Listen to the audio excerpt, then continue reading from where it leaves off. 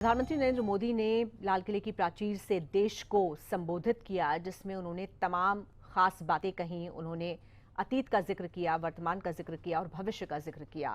लेकिन सबसे पहले उन्होंने शुरुआत मणिपुर से की। क्या कुछ उन्होंने कहा मणिपुर के बारे में, आपको सुनवाते हैं। पिछले कुछ सप्ताह नॉर्थ ईस्ट में, विशेषकर मणिपुर में और हिंदुस्तान के भी अन्य कुछ भागों में, लेकिन विशेषकर मणिपुर में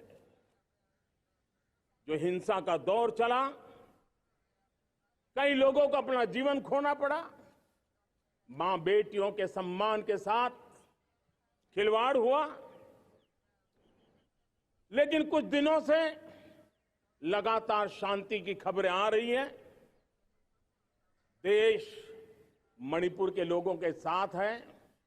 देश मणिपुर के लोगों को पिछले कुछ दिनों से जो शांति बनाए रखी है, उस शांति के पर्व को आगे बढ़ाए और शांति से ही समाधान का रास्ता निकलेगा। और राज्य और केंद्र सरकार मिलकर के उन समस्याओं के समाधान के लिए भरपूर प्रयास कर रही है, करती रहेगी।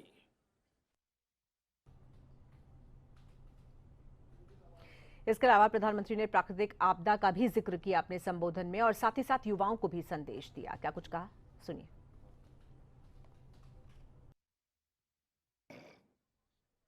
मेरे प्यारे परिवारजन, इस बार प्राकृतिक आपदा ने देश के अनेक हिस्सों में अकल्पनीय संकट पैदा किए। जिन परिवारों ने इस संकट में सहन किया है, मैं उन सभी परिवारजनों के प्रति अपनी संवेदना प्रकट करता हूं और राज्य और केंद्र सरकार मिलकर के उन सभी संकटों से जल्दी से मुक्त होकर के फिर तेज गति से आगे बढ़ेंगे, ये मैं विश्वास दिलाता हूं। युवा शक्ति पर मेरा भरोसा है। युवा शक्ति में सामर्थ्य है और हमारी नीतियां, हमारी रीतियां भी उस युवा सामर्थ्य को और बल देने के लिए है। आज मेरे युवाओं ने दुनिया में पहले 3 स्टार्टअप इकोसिस्टम में भारत को स्थान दिला दिया है। विश्व के युवाओं को अचंभा हो रहा है भारत के इस सामर्थ्य को लेकर के, भारत की इस ताकत को देख करके। आज दुनिया टेक्नोलॉजी ड्रिवन है और आने वाला युग टेक्नोलॉजी से प्रभावित रहने वाला है और तब टेक्नोलॉजी में भारत की जो टैलेंट है, उसकी एक नई भूमिका रहने वाली है। लाल किले की प्राचीर से मेरे देश की माताओं, बहनों, मेरे देश की बेटियों को हृदय से अभिनंदन करना चाहता हूं। देश आज जब पहुंचा है, अब विशेष शक्ति जुड़ रही है मेरी माताओं बहनों के सामर्थ्य की। आज देश प्रगति की राह पर चल पड़ा है, तो मैं मेरे किसान भाई बहनों का भी अभिनंदन करना चाहता हूं। यह आप ही का पुरुषार्थ है, यह आप ही का परिश्रम है कि देश आज कृषि क्षेत्र में आगे बढ़ रहा है। मैं मेरे मजदूरों का, मेरे श्रमिकों का, मेरे प्रिय परिवारजन, ऐसे कोटि कोटि श्रमिकों को आज मैं नमन करता हूं, उनका अभिनंदन कर रहा हूं।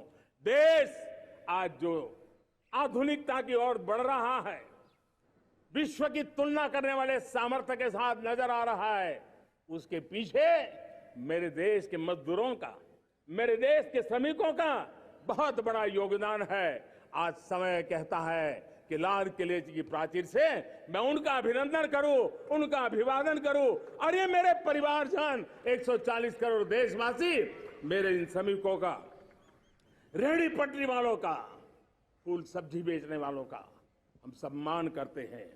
भारत 1000 साल की गुलामी और आने वाले 1000 साल के भव्य भारत के बीच में पड़ाव पर हम खड़े हैं। एक ऐसी संधि पर खड़े हैं और इसलिए अब हमें न रुकना है, न दुविधा में जीना है। मेरे प्यारे परिवारजनों, हमें खोई हुई उस विरासत का गर्व करते हुए, खोई हुई समृद्धि को प्राप्त करते हुए, हमें फिर एक बार और ये बात मान के चले, हम जो भी करेंगे, हम जो भी कदम उठाएंगे, हम जो भी फैसला लेंगे, वो अगले 1000 साल तक अपनी दिशा निर्धारित करने वाला है, भारत के भाग्य को लिखने वाला है। मैं आज मेरे देश के नौजवानों को, मेरे देश की बेटे बेटियों को ये जरूर कहना चाहूंगा, जो सौभाग्य आज मेरे युवाओं को मिला है, ऐसा सौभाग्य शायद ही किसी के नसीब होता है जो आपके नसीब हुआ है। आज देश में G20 समिट के मेहमान नवाजी का भारत को अवसर मिला है। अब पिछले 1 साल से हिंदुस्तान के हर कोने में जिस प्रकार से G20 के अनेक ऐसे आयोजन हुए, अनेक कार्यक्रम हुए हैं, उसने देश के सामान्य मानवी के सामर्थ्य को विश्व को परिचित करा दिया है, भारत की विविधता का परिचय कराया है, भारत की डायवर्सिटी को दुनिया अचंभे से देख रही है और उसके कारण भारत के तरफ आकर्षण बढ़ा है, भारत को जानने की, समझने की इच्छा जगी है। उसी प्रकार से आप देखिए एक्सपोर्ट, आज भारत का एक्सपोर्ट के तेजी से बढ़ रहा है और मैं कहना चाहता हूं दुनिया के एक्सपर्ट्स इन सारे मानदंडों के आधार पर कह रहे हैं कि अब भारत रुकने वाला नहीं है। दुनिया की कोई भी रेटिंग एजेंसी होगी,